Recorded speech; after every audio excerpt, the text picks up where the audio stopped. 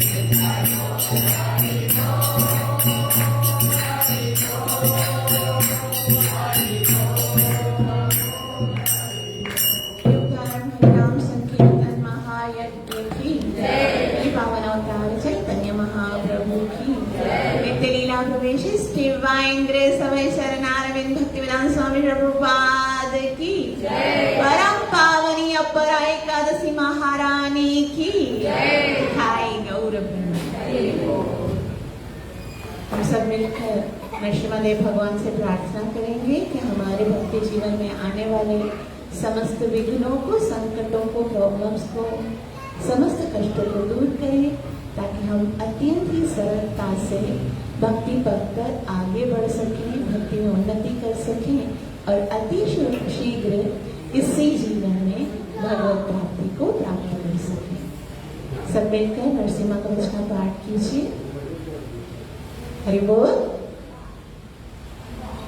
ओम अथ श्री प्रहलाद कृत श्री नरसिम्हा कवचम वक्षे प्रहलादेनोदितं पुरा सर्वरक्षाकरं पुण्यं सर्वोपद्रवनाशनं सर्वसम्पत्करं चैव स्वर्गमोक्षप्रदायकं ध्यात्वा नरसिंहं देवेशं हेमसिंहासनस्थितं विवृतास्यं त्रिनयनं शरदिन्दुसमप्रभं लक्ष्म्यालिङ्गितवामाङ्गं विभूतिभिरुपाश्रितं चतुर्भुजं कोमलाङ्गं स्वर्णकुण्डलशोभितं पुरोजशोभितोरस्कं रत्नकेयूरमुद्रितं तप्तकाञ्चन सङ्काशं पीतनिर्मलवाससं इन्द्रादिसुरमौलिस्तस्फुरन्माणिक्यदीप्तिभिः विराजितपदद्वन्द्वं शङ्खचक्रादिहेतिभिः गरुत्मता च विनया स्तूयमानं मुदान्वितं स्वहृत्कमलसंवासं कृत्वा तु कवचं पठेत् नृसिंहो मे शिरः पातु लोकरक्षात्मसम्भव सर्वगोपीस्तम्भवास बालं मे रक्षतो ध्वनिं नृसिंहो मे दृशौ पातु सोमसूर्याग्निलोचन स्मृतिं मे पातु नरहरि मुनिवर्यस्तुतिप्रिय नासां मे सिंहनासस्तु मुखं लक्ष्मीमुखप्रिया सर्वविद्याधिपः पातु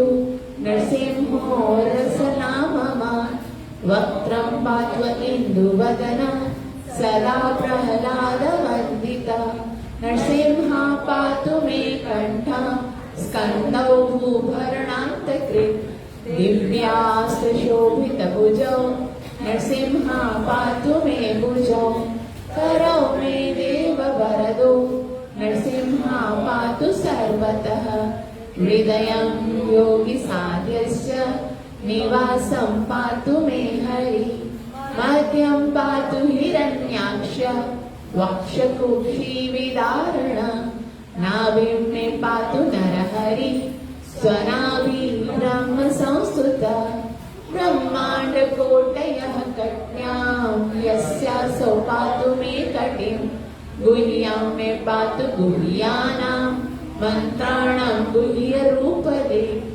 ऊरु मनोभवः पातु जानुनी नररूपदे जङ्गे पातु धराभार हर्यायो सौनिकेसरी सुरराजप्रदः पातु पादौ मे नररीश्वरः सहस्रशीर्षा पुरुष पातु मे सर्वशस्तनो महोग्रह पूर्वतः पातु महावीराग्रजोग्निता महाविष्णु दक्षिणे तु महाज्वालस्तु नैऋतो पश्चिमे पातु सर्वेषु दिशि मे सर्वतोमुखः नृसिंहा पातु वायव्यां सौम्यं भीषणविग्रह ईशान्यां पातु भद्रो मे मङ्गलदायक संसारभयदः पातु मृत्योर्मृत्युर्निकेसरी इदं नृसिंहा कवचं प्रह्लादमुखमण्डितं भक्तिमान् यः पठे नित्यं सर्वपापैर्प्रमुच्यते पुत्रवान् धनवान् लोके दीर्घायुरुपजायते यं यं कामयते कामं तं तं प्राप्नोत्य संशयं सर्वत्र जयमाप्नोति सर्वत्र विजयी भवेत् भूम्यन्तरिक्ष दिव्यानां ग्रहाणां विनिवारणं वृश्चिकोरगसम्भूत विशापहरणं परं ब्रह्मराक्षसयक्षाणां दूरोत्सारणकारणं भुजे वा तालपत्रे वा कवचं लिखितं शुभं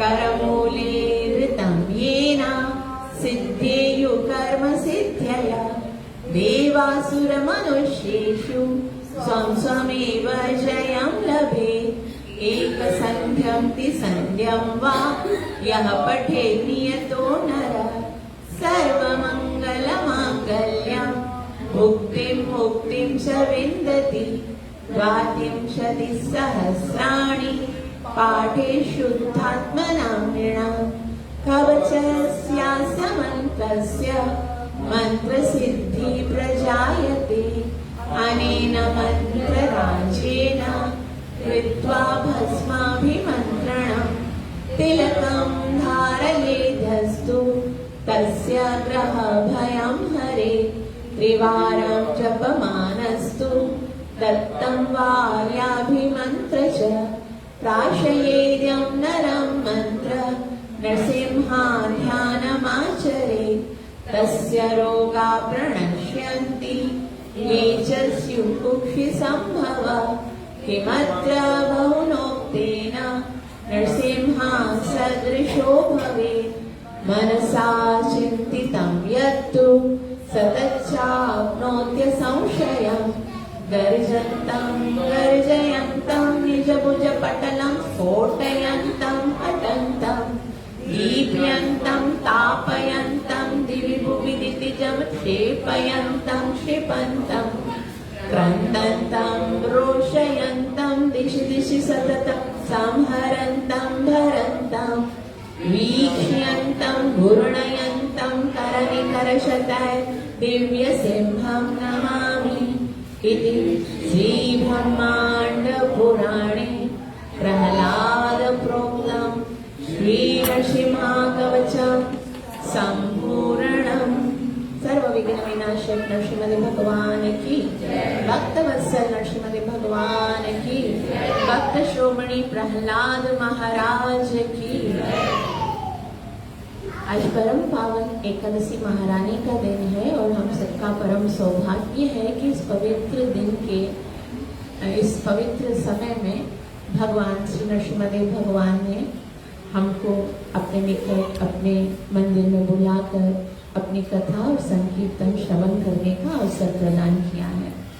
इसका अर्थ है कि भगवान हमसे बहुत प्रेम करते हैं और भगवान चाहते हैं कि हम अति शीघ्रता से भवबंधन से मुक्त होकर अपने इस मनुष्य जीवन को सार्थक करें, क्योंकि भगवान बहुत करुणामय है और वो हमको इस भौतिक जगत में बार बार जन्म मरण के चक्कर में फंसता हुआ नहीं देख सकते।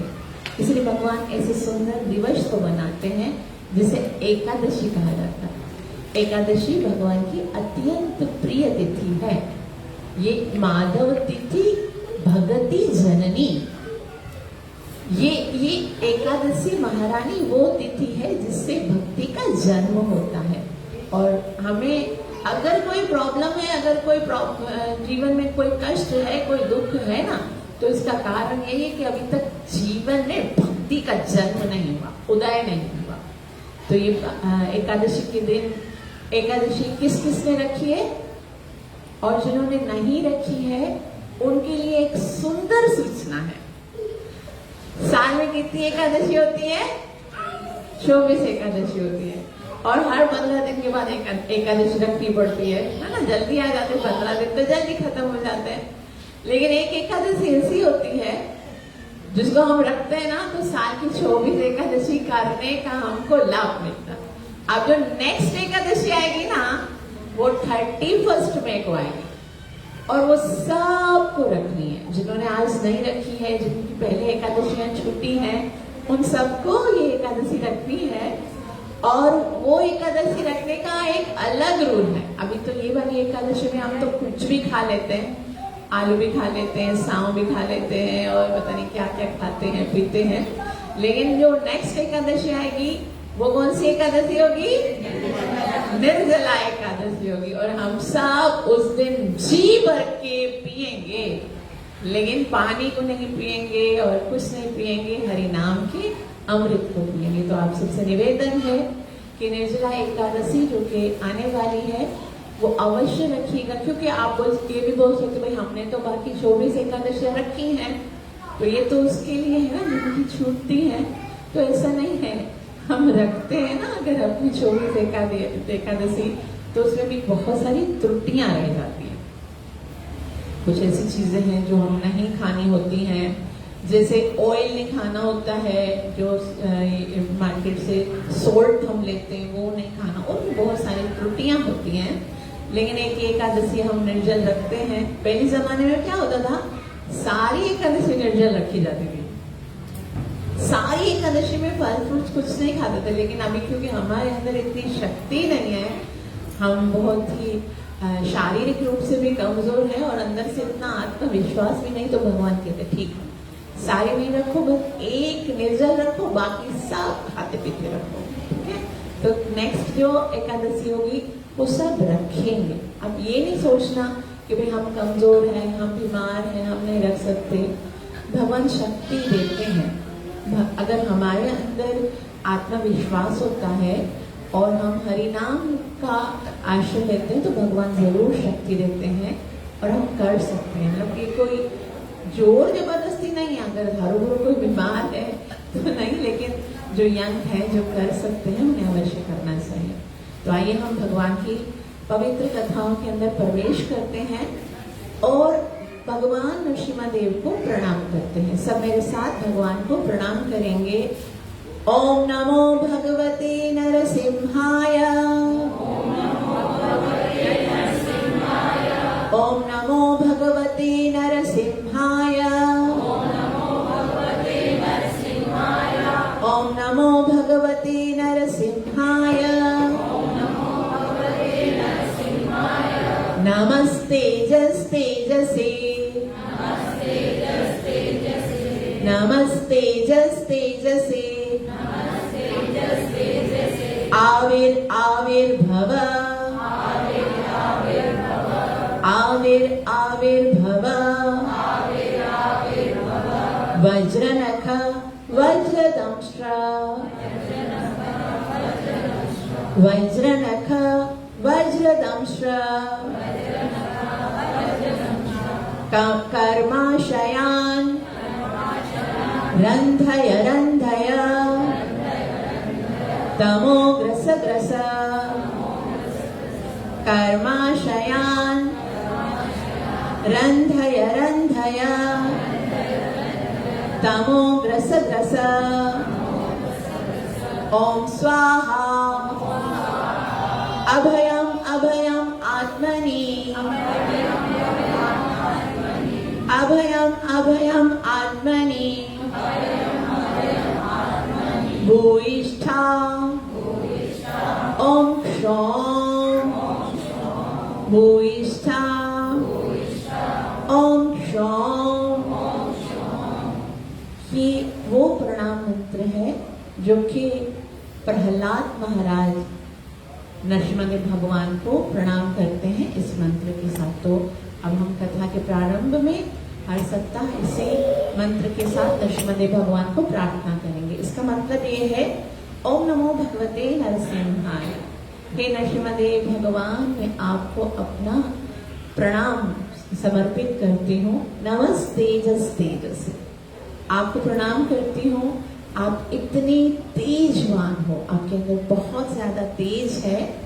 आविर आविर्भव, आप प्रकट होइए, प्रकट होइए। मैं आपको प्रकट होने के लिए विनती करता हूँ। तो मानो भगवान पूछेंगे कैसे आऊं, तो प्रहलाद कहते हैं वज्र नखा वज्र दंष्ट, वज्र के जैसे नाखून लेकर वज्र के जैसे दांतों के साथ आइए। अब सब थोड़ा आगे आ जाइए ताकि पीछे आने वाले वैसे आइंदा से हम ऐसे करेंगे, आगे वाली लाइन से फिर आहिस्ता सीरीज में बैठना चाहिए ना, ताकि कथा के बीच में डिस्टर्ब ना हो। कम ऑन हरे कृष्णा हरे, जल्दी जल्दी आओ। हरे हरे, हरे राम राम राम हरे हरे, हरे कृष्णा कृष्ण कृष्ण हरे हरे, हरे राम राम। वज्र जैसे नखों और वज्र जैसे दांतों के साथ आओ।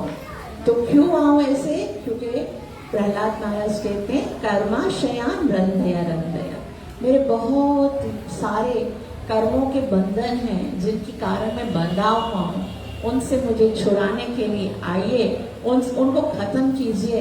हृदय में बहुत अंधकार है, तमो ग्रस, हृदय के अंदर उस अज्ञान को समाप्त कीजिए ओम स्वाहा, मैं आपको समर्पित हूँ, मैं अपने आप को आपकी समर्पित करता हूँ। अभयम अभयम आत्मनि, अभयम, मुझे अभय कर दीजिए। कहाँ पर प्रकट हो? आत्मनि, मेरे हृदय में प्रकट हो जाइए। सर्वविघ्न विनाशक श्रीमद् भगवान की मेरे हृदय में प्रकट होइए, क्योंकि अभी तो जो हिरण्यकशिपु को आपको मारना है वो मेरे हृदय में छुपा हुआ है। इसलिए भूयिष्ठा ओम क्षौम, मेरे हृदय में आकर उस हृदय के जो विकार हैं, जो अपराध हैं, उनको समाप्त कीजिए। तो ये नरसिम्हा भगवान बहुत ही करुणामय है और हम सबका बहुत परम सौभाग्य है कि हमें ये अवसर मिला। ये हमारे लिए सम्मान तथा सौभाग्य की बात है कि हम यहाँ पर बैठकर भगवान की कथा श्रवण कर रहे हैं, जहाँ नरसिम्हा भगवान का अद्भुत प्राकट्य हुआ है। विग्रह के स्वरूप में भगवान यहाँ पर प्रकट हुए हैं। और भगवान नरसिम्हा जब इस भौतिक जगत में प्रकट होते हैं प्रहलाद की पुकार को, वो लीला बहुत ही अद्भुत है।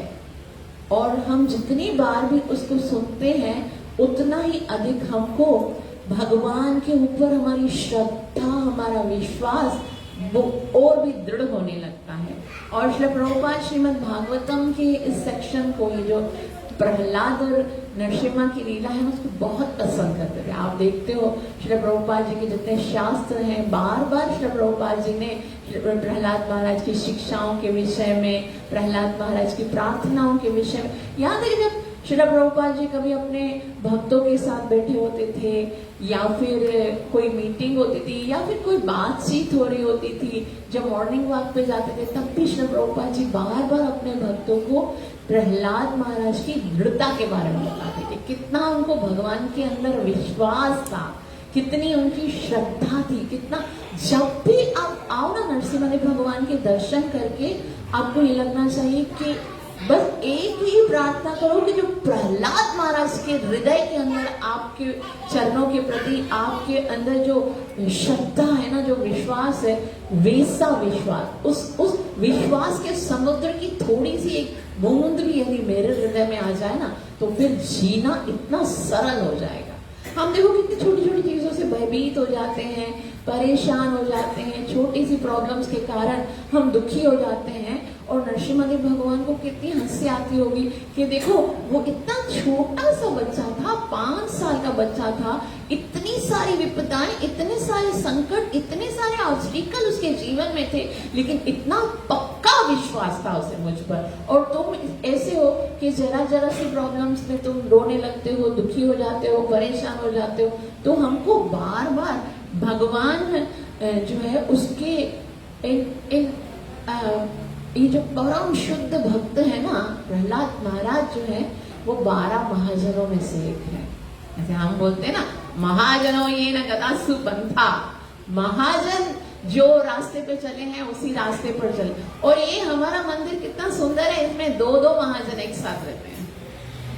कौन कौन से हैं महाजन? कौन कौन से हैं? स्वयंभू, शंभू, नारद। स्वयंभू है ब्रह्मा जी, शंभू कौन है? शिव जी। यहाँ पर शिव जी भी हैं। और दूसरे कौन है? प्रहलाद, प्रहलाद महाराज भी यहाँ पर। तो हमको इनका तो केवल नाम लेने से ही हमारी भक्ति दृढ़ हो जाती है। महादेव परम वैष्णव है, वैष्णवा नाम यथा शंभू।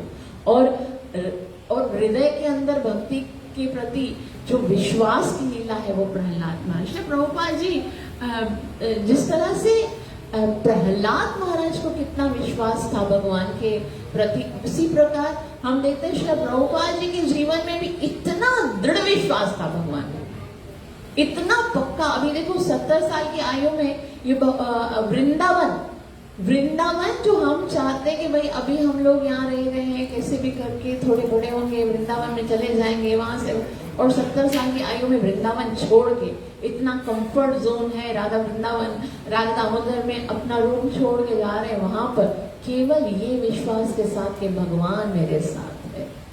और जब ये विश्वास जीव के अंदर होता है ना कि कृष्ण मेरे साथ है, तो फिर उसकी जिम्मेदारी होती है, क्योंकि अब तो भक्त यही कहता है, भाई अगर मैं हार गया, मैं गिर गया, मैं फिसल गया, तो इसमें जाएगी लाज तिहारी।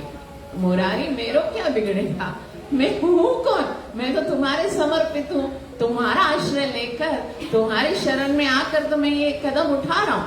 और अगर तुम मेरी सहायता नहीं करोगे तो मैं अगर मर गया, मैं गिर गया, मैं इधर उधर हो गया तो दुनिया का क्या होगा, कुछ फर्क पड़ेगा क्या? एक सरसों की बोरी में से एक अगर दाना निकल के गटर में गिर जाता है, कोई पता चलता है किसी को? नहीं पता चलता। लोग हजारों मरते हैं रोज, किसी को याद नहीं रहते। तो उसी तरह से मैं भी ऐसे ही, अगर मैं भी तो एक ऐसा छोटा सा कीड़ा मकोड़ा हूँ, मेरे को अगर कुछ हो गया तो कोई फर्क नहीं पड़ता, जाएगी लाज तिहारी, है ना? तुम्हारा भक्त था और वो हार गया। तो भगवान जो है वो बहुत ज्यादा कॉन्शियस रहते हैं अपने भक्तों के प्रति।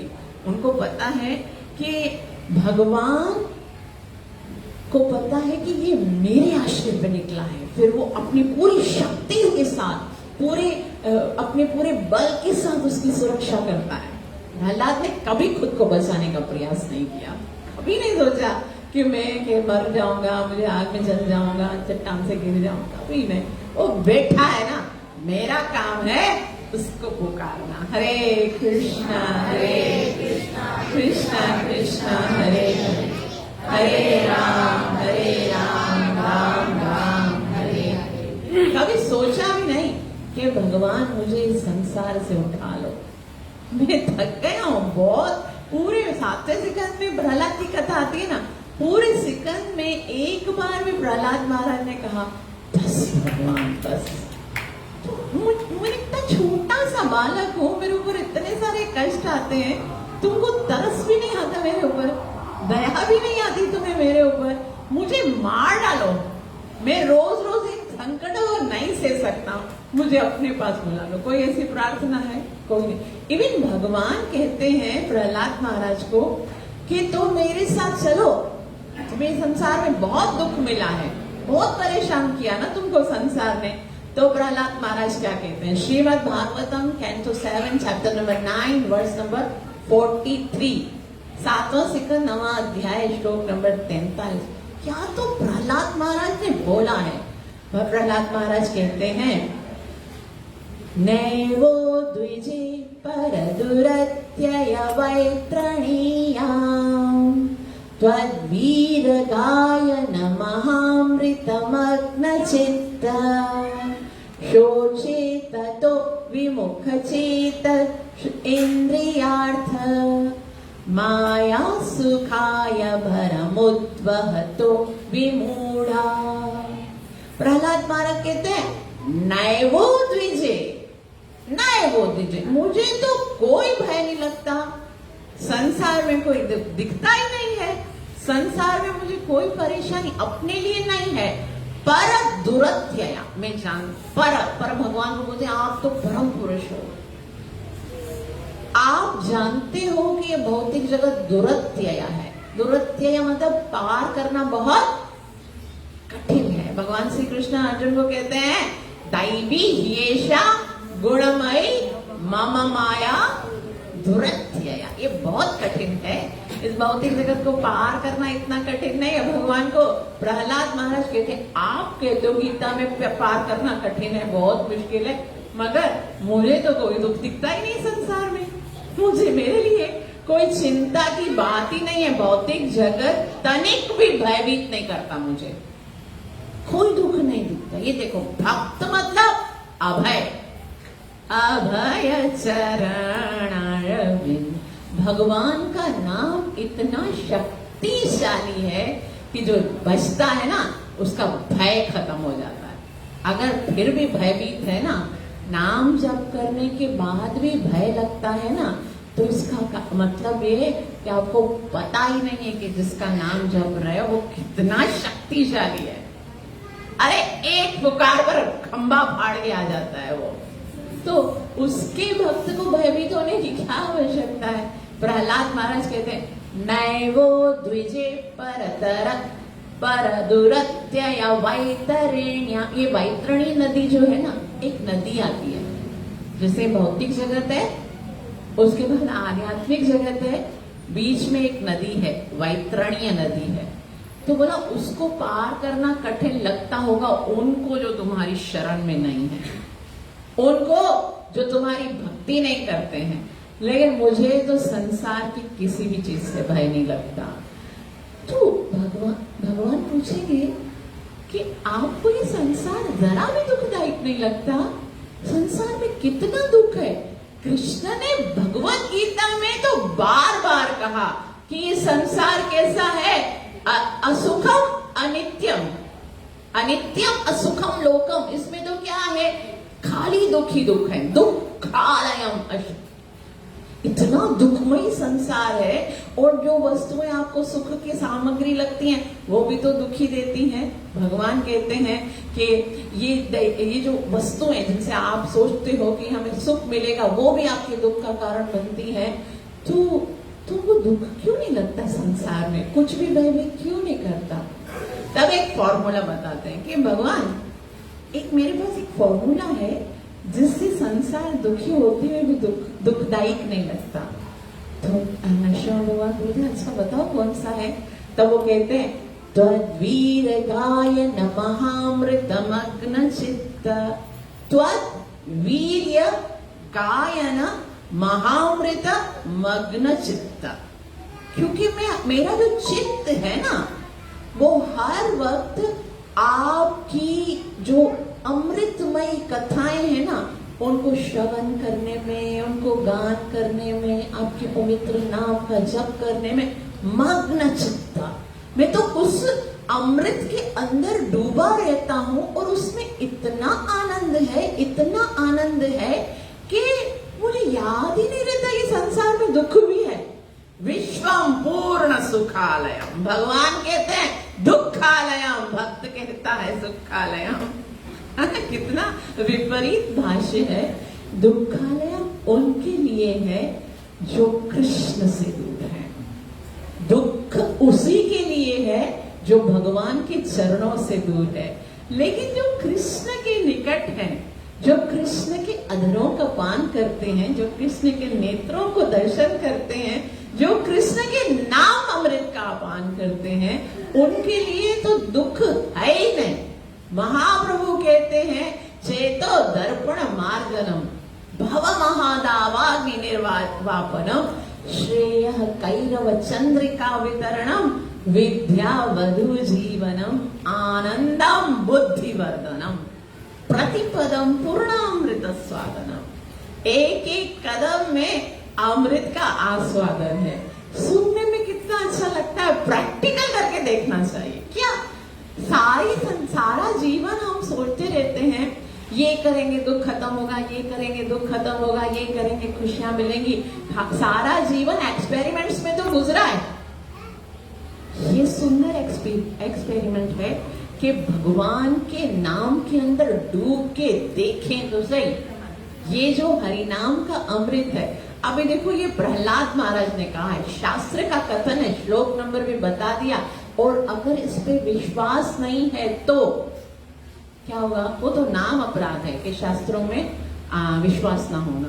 तो फिर अगर विश्वास ही नहीं है तो फिर लाभ भी नहीं होता। तो यहाँ पर प्रहलाद महाराज कहते, मुझे इसलिए दुख नहीं लगता क्योंकि त्वद्वीर गायन महामृतमग्न चित्ता, क्योंकि मेरा जो चित्त है वो सदैव आपकी महान वीर्य की गाथाओं में, आपकी श्रवण कथाओं को श्रवण करने में, आपके विषय में बोलने में, आपका हरिनाम का अमृत चखने में लगा रहता है। तो चिंता नहीं रहती। तो नरसिम्हा भगवान बोलते, सच में कोई भी चिंता नहीं है? बोला ऐसा भी नहीं है, एक चिंता तो है। बोला कौन सी है? बोला वहां दूसरी है। कौन सी वाली? वो कहते हैं, शोचेत तो विमुख चेतस इंद्रियार्थे। परेशानी सिर्फ एक है। कौन सी है? शोचेत तो विमुख। उन लोगों के लिए परेशानी है विमुख चेतस इंद्रियार्थे, जो तुम इतना सुंदर चांस मिला है कि तुम्हारा नाम लेकर आनंदित हो सकते हैं, जीवन में इतना खुश हो सकते हैं, लेकिन फिर भी सोचे मैं उनके लिए परेशान हूं, तो विमुख, वो तुम्हारे से बिल्कुल विमुख है, भगवान का नाम नहीं लेते हैं और क्या करते हैं, चेतस इंद्रियार्थे, पूरा जीवन केवल इंद्र तृप्ति के लिए सोचते रहते हैं। मैं कमाऊंगा, मैं खाऊंगा, मैं घूमूंगा, मैं यहाँ जाऊंगा, मैं वहां जाऊंगा, मैं अपनी इंद्रियों को इस तरह से संतुष्ट करूंगा, इस तरह से संतुष्ट करूंगा, इस तरह।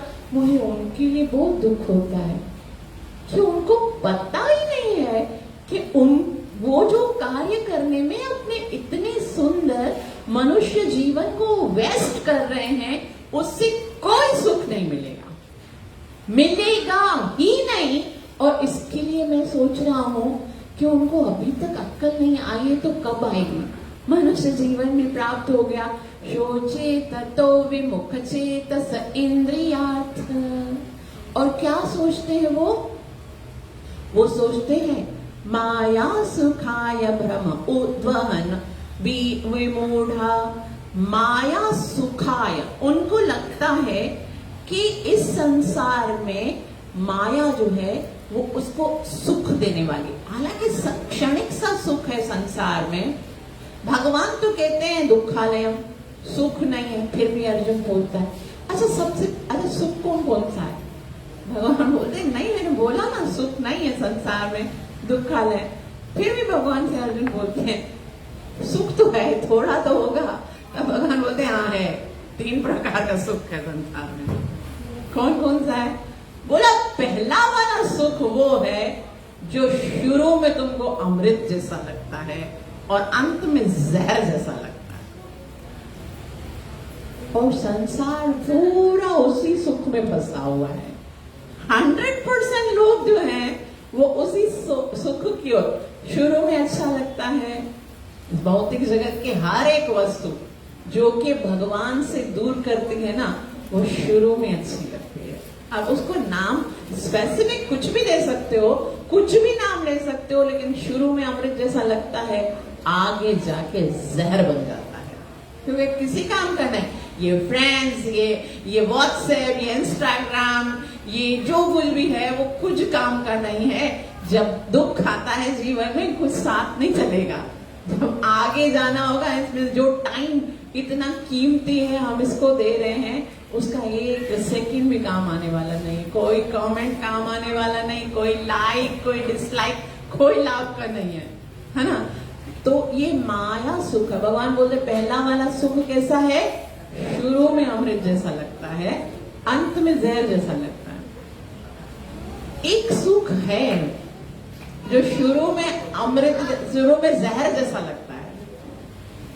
ऐसा लगता है यार बहुत बोरिंग है, निर्जला एकादशी, मच पूरा दिन भगवान को सोचना चाहिए, इतना समय कैसे भूखा रख सकता है ना, थोड़ा तो करुणा होनी चाहिए। लेकिन ये शुरू में मुश्किल लगता है, लेकिन शुरू में दुखदायक लगता है, लेकिन जब पूरा दिन खत्म होता है और जब मॉर्निंग, जब सुबह होती है, तब हम लोग खाली सोचते हैं ना कि पूरा दिन तपस्या में गुजरा है। वो सोचकर जो आनंद आता है ना, वो किसी को कभी नहीं आ सकता जब उसने रखा ही नहीं, जब उसने ये तपस्या की नहीं है, उसको वो रियलाइजेशन कभी हो ही नहीं सकती। जिसने खाया उससे मजा आया ना। तो शुरू में ऐसा लगता है जहर जैसा लगेगा, लेकिन अंत में अमृत से भी मीठा लगता है। ये भक्ति का जो सुख होता है ना, बहुत मुश्किल लगता है ना, हरि नाम का जप करना कितना मुश्किल लगता है, टाइम निकालना। कभी थके हुए होते हैं, नींद भी आ रही होती है, ऐसा लगता है 16 माला, कभी कभी बर्डन लगती है कि 16 माला बहुत ज्यादा है, मुझसे हो नहीं रही है। लेकिन ये जो आनंद है ना, ये इतना ऑस्पिशियस है कि इससे बढ़कर और कुछ भी नहीं है। पूरा संसार एक तरफ, पूरे संसार की खुशियां एक तरफ, और हरि नाम का जो आनंद है वो एक तरफ। तो वो लगेगा आता तो नहीं है, खाली सुनने में लगता है, मतलब उसमें इतना कोई तो चार्ज लगता ही नहीं है। तो क्योंकि वो जंडेक्स है ना, वो मिठास चखने नहीं देता। धीरे धीरे धीरे ये पीलिया का रोग खत्म होगा, फिर पता चलेगा कि वाह इस अमृत में कितना आनंद है। अभी जॉन्डिस के मरीज को करने का रस भी कड़वा लगता है, उसी तरह से हमको भगवान का नाम भी अच्छा नहीं लगता, लेकिन रास्ता एक ही है। कोई ऐसी किताब संसार में बनी नहीं है जो आपको ये बता सके कि भगवान के नाम के अतिरिक्त भी संसार में सुख है। आध्यात्मिक कोई भी शास्त्र ऐसा नहीं है जो आपको बता सके कि भगवान की भक्ति के अलावा भी संसार में आपको यहाँ सुख मिल सकता है। भगवान कहते नहीं है, अनित्यम असुखम लोकम एवं प्राप्य भजस्व माम। आए हो तो नाम जपो। तो और तीसरा सुख कौन सा है? जो शुरू में भी दुख लगता है, आखिर में भी दुख लगता है, दुखों के अलावा और कुछ नहीं लगता। इंद्र तृप्ति, जो अपराध का दुख होता है। अपराध करते वक्त भी आनंद नहीं आता, कर लेता है बंदा, मन में लगता है कि अपराध है, भय तो रहता है, और फिर बाद में तो उसका दंड भुगतना ही पड़ेगा, जमदूत की मार खानी पड़ेगी। लेकिन भगवान कहते हैं यहाँ पर, प्रहलाद महाराज कहते हैं, माया सुखाय भरम उद्वहतो विमूढ़ा। ये लोग कितने बेवकूफ हैं। विमूढ़ा नानो पश्यन्ति पश्यन्ति ज्ञान चक्षुषा। जो विमूढ़ लोग होते हैं वो मूर्ख लोग बोलते हैं कि भले कुछ भी लिखा हो शास्त्र में, भले गीता में कुछ भी लिखा हो, मैं तो यही संसार में सुखी होके दिखाऊंगा। है ना, चैलेंज एक तरह से भगवान को खुला चैलेंज। तुम बोलो दुखालम है, मैं तुमको बताता हूँ कितना सुख है संसार में। फिर करके देखते हैं, दूसरा भी करके देंगे, दूसरे सुख सारे जो भी सामग्रियां हैं वो जुटा के देखेंगे। और प्रहलाद महाराज कहते कितने बेवकूफ हैं, इतनी मेहनत से वो संसार को सुखी बनाने का प्रयास कर रहे हैं। जो संसार भगवान ने बना के बोल दिया दुखालय, तो फिर वो ऐसा क्यों नहीं करते कि संसार से बाहर देकर अनंत सुख प्राप्त करने का प्रयास करें। अभी कोई एक ऐसा व्यक्ति है, जंगल में आग लग गई हो, वो जंगल में फंस गया हो, और उसके पास सिर्फ एक ही मार्ग है उस जंगल से बाहर निकलने का, और वो सोचता है नहीं बाहर नहीं निकलना, मुझे क्या करना है, इस जंगल की आग को बुझाने का प्रयास करना है।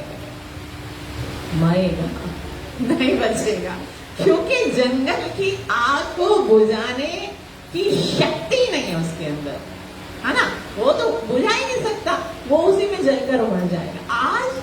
आज का जो हमारा मानव समाज है ना, वो बस यही करता है। भगवान ने कह दिया संसार का, ये संसार तो दुखों, ये जंगल की अग्नि की तरह, निकल इधर से। निकलने के लिए एकदम सरल है, हरे कृष्णा कृष्णा कृष्णा हरे हरे, हरे राम राम राम। तो प्रहलाद महाराज बोलते मुझे तो संसार में कोई दुख नहीं है, कोई टेंशन प्रॉब्लम लगता नहीं है, क्योंकि मैं क्या करता हूं, आपके नाम के अमृत के अंदर आराम से आनंद से गोते लगा रहा हूं। मुझे दुख किसका है, चिंता किसकी है, जो मूर्ख, जो वो मूर्ख हैं जो केवल अपने इंद्रिय तृप्ति के लिए चिंतित रहते हैं, और वो भौतिक सुख में ही आनंद ढूंढते रहते हैं, और अपने समाज, परिवार, देश के पालन के लिए बड़ी बड़ी योजनाएं बनाते हैं। और मैं मात्र उनके प्रति बहुत दुखदायक, उनका दुख मुझसे देखा नहीं जाता, क्योंकि वो तुम्हें बुलाकर सुखी होना चाहते हैं, जो कि संभव ही नहीं है। आप एक बात याद रखो, भगवान से दूर होकर सुखी होना संभव ही नहीं है। हमें रोज रोज इस बात को याद करना चाहिए। सूरदास जी ब्रज भाषा में एक बहुत ही सुंदर बात कहते हैं, भगवान से कहते हैं, मौसम कौन कुटिल खल कामी, नर्तन दिए ताही बिसरायो, केसो नमक हरामी। कि वो मनुष्य जिसको भगवान ने मनुष्य का देह दिया है, वो जीव मनुष्य शरीर प्राप्त करके भी अगर भगवान को याद नहीं करता है, तो वो उसके जैसा कृतज्ञ जो कि है ना एहसान फरामोश कौन हो सकता है। जिन शरीर दियो तिन बिसरायो केसो नमक हरामी। आपने ही शरीर दिया, आपने ही बुद्धि दी, आपने ही शक्ति दी, उसी का उपभोग करते हुए संसार में सुखी होने का प्रयास करना और साथ साथ में इसी बुद्धि और शक्ति से ये साबित करना चाहता है कि भगवान कुछ नहीं, भगवान कुछ नहीं है। जीव खुश होगा, अपनी शक्ति से खुश होगा। आगे वो नेत्रहीन सूरदास है जो निरंतर चंद्र सरोवर पर भजन करते हैं, जिन्होंने कभी संसार को देखा नहीं, वो ऐसे नहीं है। वो पता है ऐसी प्रार्थना क्यों करते हैं? आगे वह कहते हैं भरी भरी उदर विषयों को धावे। भरी भरी खाली बस खाने में भरा हुआ होता है, अपने पेट को भरने के लिए पूरा दिन पापी पेट का सवाल है, ये कमाओ वो कमाओ वो कमाओ ये खाओ, बस भरी भरी उधर विषयों को धावे जैसे सूकर ग्रामी, जैसे सुअर होता क्या करता है। वो कहते हैं कि गली के अंदर जो सुअर होता है ना, उसको खाली एक ही इच्छा होती है, मुझे भोजन मिलना चाहिए, मुझे मेरी स्त्री मिलनी चाहिए, बच्चे मिलने चाहिए, रहने के लिए जगह मिलनी चाहिए और बस हो गया। अगर वही इच्छा आहार निद्रा भय मैथुन की संसार में आए हुए मनुष्य की भी है, तो फिर उससे ज्यादा मूर्ख और कौन हो सकता है। आहार निद्रा भय मैथुन, तो वो कहते हैं इसलिए क्यों प्रार्थना करते हैं ऐसी, क्योंकि वो जानते हैं कि मेरा मन तो भगवान में लगा हुआ है, लेकिन आईना से जो लोग आएंगे वो इतने पतित होंगे कि उनको पता भी नहीं चलेगा कि मैं वही कर रहा हूँ जो वो कर रहा था, सूकर। तो उनको प्रार्थना करना भी नहीं आएगा। तो लिख कर गए हैं ताकि हम लोग पढ़ सकें। हम लोग पढ़ेंगे कि मौसम कौन कुटिल कल कामी, जिन शरीर दियो तिन बिसरायो कैसो नमक हरामी। सुनिए श्रीपति स्वामी, हे श्रीपति श्रीमती राधा रानी की स्वामी, आप कृपा करके मेरी प्रार्थना सुनिए। केवल आप ही हैं जो इस भवसागर से मेरा उद्धार कर सकते हैं। तो इस भौतिक जगत में कोई भी आनंद की वस्तु है ही नहीं।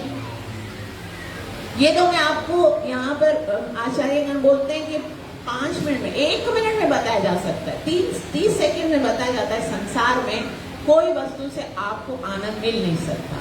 जैसे अगर कोई माता है, वो अपने बच्चे को किधर लेके जा रही है रास्ते से, और रास्ते में उसका जो बच्चा है, 2 साल का बच्चा है, अभी चलना सीखा है, अचानक से वो वहाँ कोई चीज देख रही है या कुछ ले रही है और उसका बच्चा उसका फिंगर छोड़ के खो जाता है।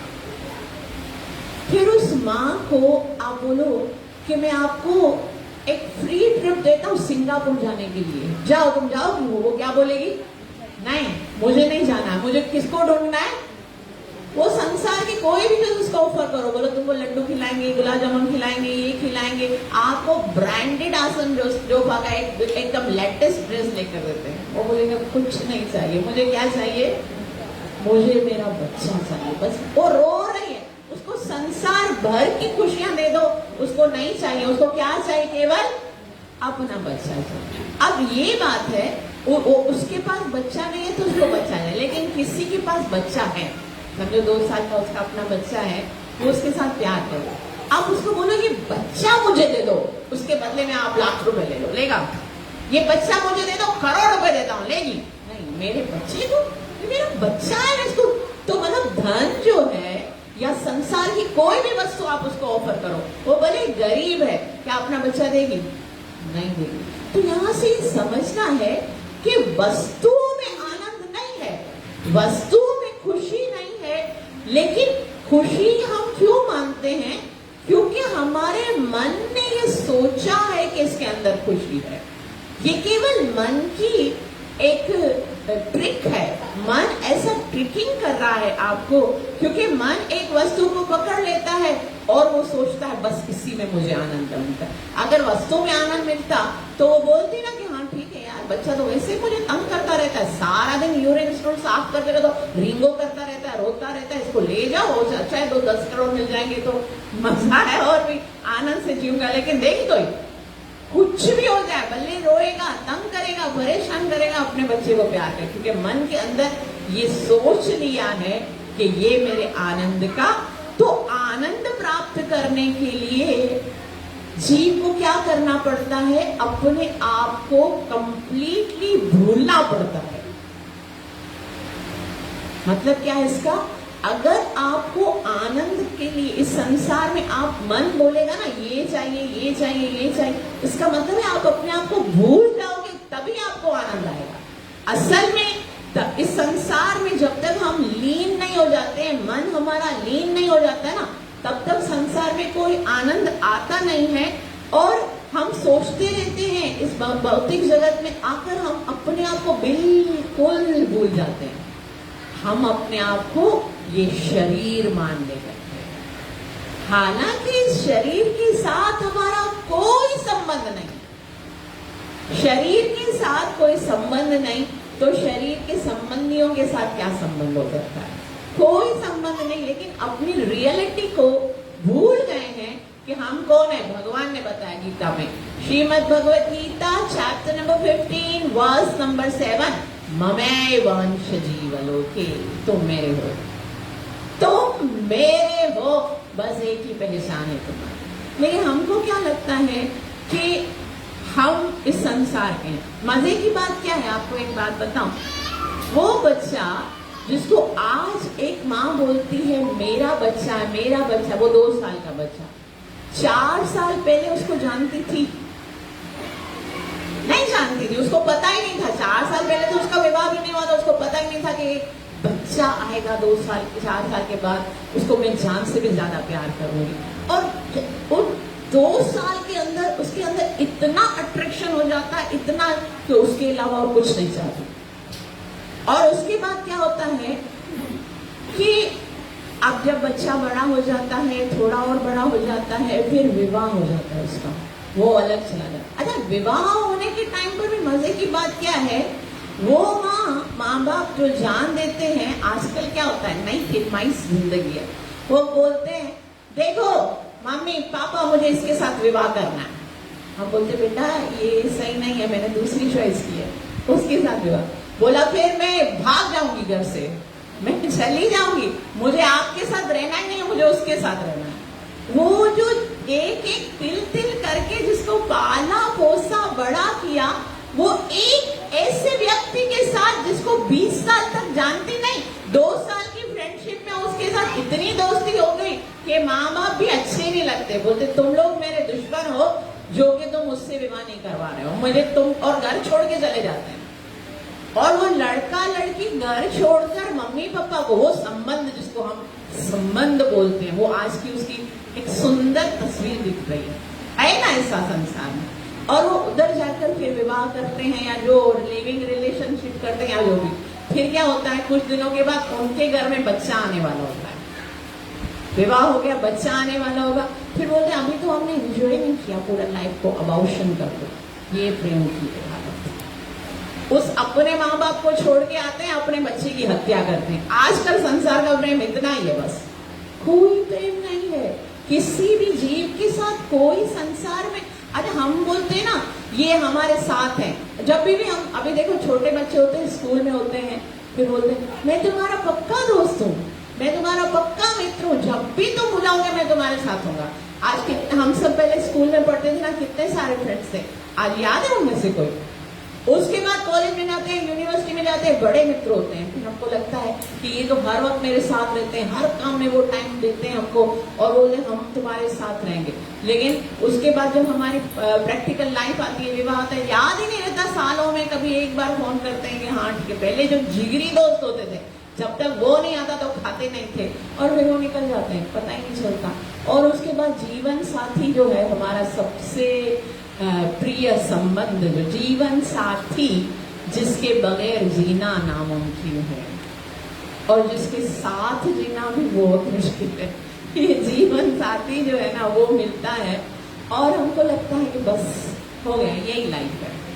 और फिर क्या होता है, भले बहुत प्रेम करें, लेकिन एक दिन तो छोड़ कर जाता है ना, एक ना एक पार्टनर छोड़ के चला जाता है, तो हमको अकेले जीना पड़ता है। इस भौतिक जगत में जो दूसरा पार्टनर है वो अकेले जी नहीं सकता है, फिर वो दूसरे पार्टनर को खोजता है कि मैं अब मैं भले बड़ा हो गया हूँ, बूढ़ा हो गया हूँ, मैं अकेले कैसे जी सकता हूँ। जाहिर मेरी वासना नहीं है, लेकिन मुझे एक तो चाहिए साथी जो इस अकेले जीवन में मेरे साथ में हो। फिर वो दूसरे को सोच रहा है। तो इसका मतलब क्या है कि संसार में कोई भी आपका नहीं।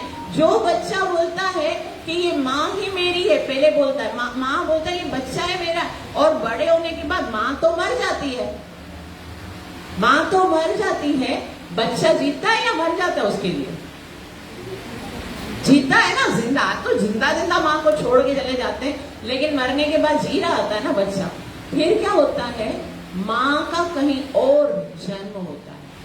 ये रियलिटी है, कहीं ना कहीं तो जन्म होगा। भगवान श्री कृष्ण कहते हैं जातस्य हि ध्रुवो मृत्यु ध्रुवम जन्म मृत्यु। वो माँ का कहीं और जन्म हुआ, ये बच्चे को माँ ने बुला दिया। वो माँ जो मरती थी उसके लिए उसको बुला दिया, दूसरी जगह पर जन्म हुआ तो दूसरी दफा माँ बनी तो दूसरे बच्चे को याद किया, ये बच्चे को बुला दिया। अब ये बच्चा वो तो अकेले माँ को याद करते करते करते बड़ा हुआ, फिर उसकी भी मृत्यु हो गई। अब क्या हुआ, वो माँ कहीं और जन्म ले चुकी है, ये बेटा अभी मरा है और किसी और माँ की गोद में, किसी और माँ के घर में। अब वो माँ को ये बच्चा याद ही नहीं है, क्योंकि उसका तो दूसरा जन्म और दूसरा परिवार है, और ये जो माँ है उससे अभी मिला ही नहीं है। इस बीच में भी एक ही है जो हमारे साथ रहता है। जब उस माँ की गोद में थे, जब वो माँ चली गई, जब दूसरी माँ की गोद में आए, जो हमें जानती नहीं है, केवल कृष्ण ही ऐसे हैं जो हर कंडीशन में हमारे साथ रहते हैं। जब हम एक जगह पर रहते हैं, एक योनि में रहते हैं, एक जीव आत्मा चाहे किसी भी योनि में जाए, लेकिन कभी कौन छोड़ के चला जाता है, कभी कौन छोड़, ये कैसा होता है, भागवतम में कैसे लिखा हुआ है, नदीर प्रवाह कोनो काष्ठ लगे तीरे। जैसे नदी होती है ना, उसमें लहरें आती हैं, तो क्या होता है, कुछ लकड़ी के तिनके होते हैं, वो आते एक लहर के साथ सब आके जमा हो जाते हैं एक कोने में, और फिर दूसरी लहर आती है तो सब अलग हो जाते हैं। उसी तरह से हम सारे जीव कभी मिलते हैं, कभी बिछड़ते हैं, कभी मिलते हैं, कभी बिछड़ते हैं। एक ही है जो हर समय हमारे साथ रहता है, सुहृदा सर्वभूतानां, वो जो हमेशा हमारा वेल विशर है। हम कितने अभागे हैं कि हम उसी को भूल जाते हैं। जो सब मिलते हैं उनको याद रखते हैं, जो बिछड़ते हैं उनको याद रखते हैं, और बस एक राधे कृष्ण जो हम, उनके अलावा ना तो कोई हमारा था, ना तो कोई हमारा है, और चाह कर भी कोई नहीं हो सकता है। कौन कब तक साथ देगा, विवश है। ये शरीर जिसको हम बहुत प्रेम करते हैं, पालते हैं, पोसते हैं, कभी मसाज करते हैं, कभी ब्यूटी पार्लर लेकर जाते हैं, कभी हम कितना उसको मॉइस्चराइज करते हैं, आखिर तो बूढ़ा होगा ना, आखिर तो बीमार होगा ना, कब तक साथ देगा, आखिर तो एक दिन छोड़ के चला जाएगा ना। दूसरों को क्या आरोप करें, अपना शरीर भी कब तक साथ रहेगा। जब ये शरीर भी छूट जाता है ना, तो हम आत्मा के साथ एक वही परमात्मा होता है जो जिधर भी जाए, चाहे नरक में भी जाए ना, वो हमारा साथ नहीं छोड़ता। और हम कितने मूर्ख हैं। प्रहलाद महाराज बोलते ये कितने मूर्ख हैं जो उस भगवान को छोड़कर संसार में सुखी होने का प्रयास करते हैं, और सारा जीवन शरीर और संबंधों को दे देते हैं, भगवान के लिए समय नहीं निकालते, शरीर और संबंधों।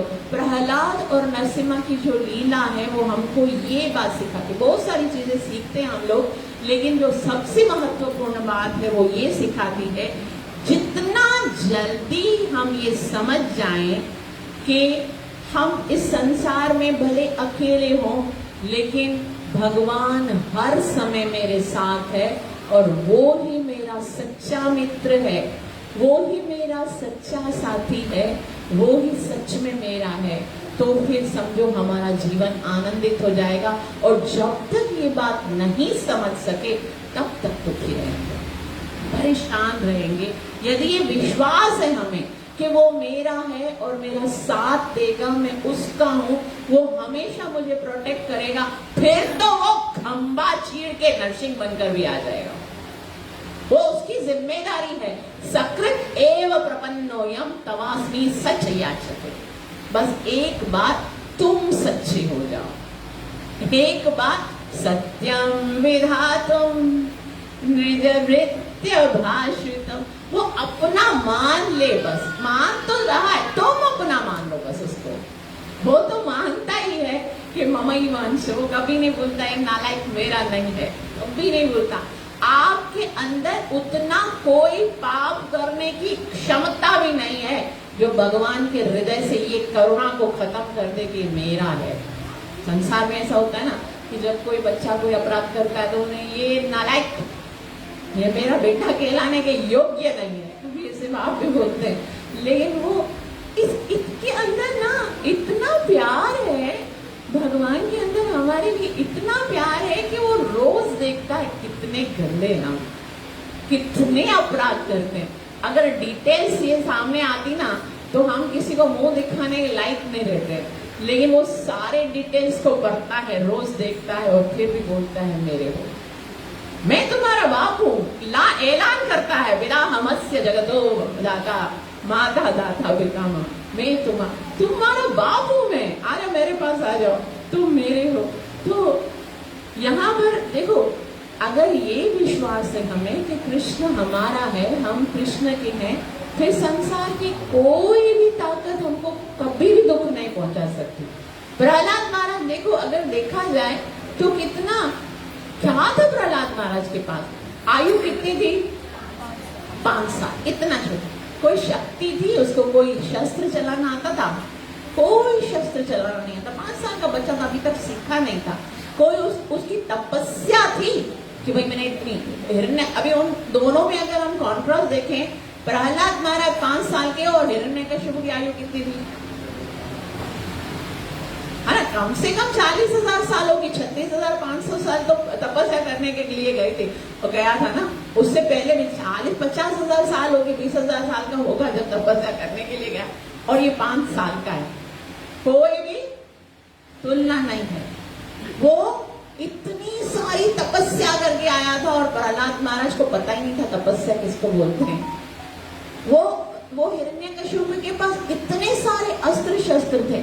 आपको पता है, सारे जितने देवी देवता थे वो सब हिरण्यकशिपु से डरते थे। चंद्र हो, इंद्र हो, वरुण हो, अग्नि हो, ये सारे देवता क्या करते थे? वो अपने, ऐसा शास्त्र में लिखा हुआ है कि अपना जो स्वर्ग में स्थान है ना उसको छोड़ के चले जाते थे। जब हिरण्यकशिपु आता था ना तो कभी कभी भी स्वर्ग में चला जाता था और उसको नीचे उतार के उसके साथ कुछ भी करके उसके आसन पे बैठ जाता था, आओ मेरी ये सेवा करो। फिर वो क्या करते थे, सारे जो इंद्र चंद्र वरुण क्या करते थे, वो छुपने के लिए वो मनुष्य का रूप धारण करते, मतलब एकदम साधारण मनुष्य बन जाते थे और पृथ्वी लोक पर आके साधारण की तरह घूमते थे ताकि हिरण्यकशिपु मुझे पहचान ना ले।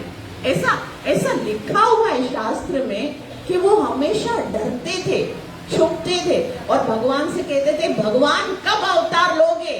सारे देवता जो है वो भगवान के पास जाते हैं, कृपा करो अवतार लो, इस राक्षस को मारो। भगवान बोलते हैं अभी नहीं, जब तक मेरा प्रहलाद नहीं पुकारेगा ना तब तक नहीं आऊंगा। तुम्हारे पुकारने, हमारे पुकारने में थोड़ी आता है, जब सच्चा भक्त पुकारता है ना तब आता है। तो उसको पुकारने के लिए खाली झूठ मूठ की बातें नहीं चलेंगी, उसको लगना चाहिए कि मेरा भक्त पुकार रहा है, तब तो वो आता है। और इस तरह से जो शक्ति है, जो भी बल है, प्रहलाद के पास कुछ भी नहीं था। प्रहलाद के पास क्या था? एक विश्वास था। क्या विश्वास था? कि वो सदैव मेरे साथ है, वो हर समय मेरी रक्षा करने के लिए आएगा, वो कभी भी मुझे अकेला नहीं छोड़ेगा, वो हर क्षण मुझे सुरक्षित रखेगा। ये जो विश्वास है ना, ये पक्का विश्वास कर लो ना, वो हर समय आएगा। हर कार्य करते वक्त हम सोचते हैं ना कि संसार क्या करेगा। आजकल लोग तिलक कभी नहीं लगाते हैं। तिलक लगाते हुए भी लोग सोचते हैं कि लोग क्या कहेंगे फिर इतना बड़ा तिलक लगा दे। मुझे कोई किसी हमारे बिल्डिंग में किसी ने देखा, बोला आप इतना बड़ा तिलक लगाती हो, आप जादू टोना करती हो क्या? मतलब उसको पता नहीं था कि हरे कृष्णा का सिंबल क्या है। मैंने नहीं जादू टोना। एक बार क्या हुआ, श्री प्रभुपाद जी थे ना, वो एक जादूगर है, वो जादू दिखा रहा था। जादू क्या दिखा रहा था, उसके पास बहुत सारे बॉल थे, एक ग्रीन था, एक रेड था, एक येलो था, अलग अलग बॉल थे। तो क्या करता था, ग्रीन बॉल को फेंकता था, फिर पकड़ता था रेड कलर का बॉल, फिर रेड कलर के बॉल को पकड़ फेंकता था, फिर आता था येलो कलर का बॉल। श्रील प्रभुपाद जी जो है ना वो देख रहे थे। श्रील प्रभुपाद जी इतनी बड़ी इतनी हाईएस्ट अवस्था में बैठकर वो जादूगर को इतना एंजॉय कर रहे थे। श्रील प्रभुपाद जी के सारे शिष्य उनको देख रहे थे। और प्रभुपाद जैसे ही वो बॉल को फेंकता था, रेड बॉल गया, ग्रीन बॉल आया, श्रील प्रभुपाद जी क्लैपिंग करते थे। सब इतना खुश होते थे, प्रभुपाद जी कैसे देख रहे हैं। फिर जब जादू खत्म होता है तो प्रभुपाद जी है ना जादूगर को बोलते, वाह वाह तुमने बहुत अच्छा जादू किया, बहुत बहुत अच्छा जादू किया। मैं जब छोटा था ना, मुझे जादू देखने में बहुत मजा आता था, मैं जादूगर को देखने जाता था। आज इतने सालों के बाद मैंने जादू देखा है, मजा आ गया। तुम बहुत अच्छा जादू करते हो। पता है मैंने जितने भी जादू देखे ना, सबसे अच्छा जादू जो है ना तुमने किया है, तुम सबसे सुपर हिट जादूगर हो। तो वो जादूगर ने पता है क्या बोला, बोला नहीं महाराज, नहीं स्वामी जी, मैं थोड़ी ना जादूगर हूँ, मुझसे अच्छे जादूगर तो आप हो। मुझे तो जादू करना नहीं आता है, मैं तो जादू करना नहीं। तो बोला नहीं, आपसे अच्छा जादूगर तो मैंने लाइफ में नहीं देखा। बोला अच्छा, आपको लगता है कि मैं अच्छा जादूगर हूँ, मैंने कौन सा जादू किया? तो वो जो मैजिशियन था वो बताता है कि देखो, मैं किसी इंसान से घड़ी लेता हूँ, फिर वो घड़ी को गायब करता हूँ, फिर थोड़ी देर के बाद मुझे वही वाली घड़ी वापस देनी पड़ती है कि लो तुम्हारे, अगर नहीं दूंगा तो मार पड़ेगी, भाई मेरी घड़ी निकालो। लेकिन आप कैसे जादू करते हो?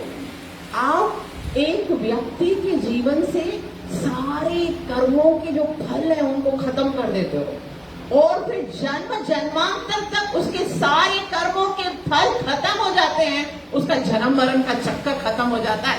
ऐसा जादूगर और कौन हो सकता है?